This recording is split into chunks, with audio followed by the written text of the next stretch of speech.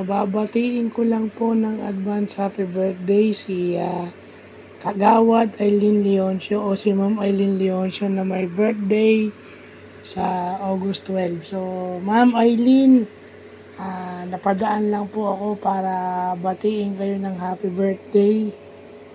Maraming salamat po sa motivation at pagdikdik sa utak ko na na ako Vice President. At hindi po ako pwedeng uupo-upo lang.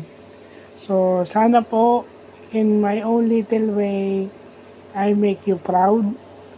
Since na-elect po tayo ulit, i-extend po natin yung ating project po.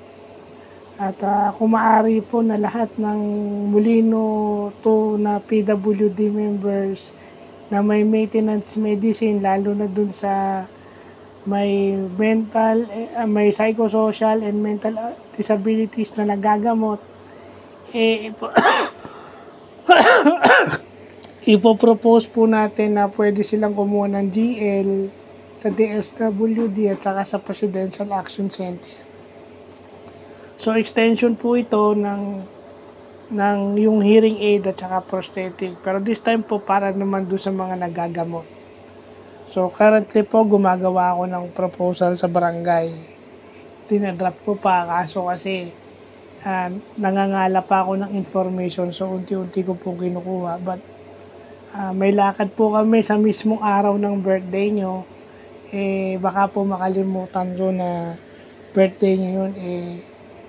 Para naman pong pag hindi ko kayo naalala, para namang asama naman ang ugali ko pag hindi ko naalala ang birthday nyo. Since malaki po ang tulong nyo sa akin personally as Vice President and sa amin pong mga PWD. Kayo po ang naging daan para mapadali po yung trabaho ko for 9 years and for 4 consecutive terms.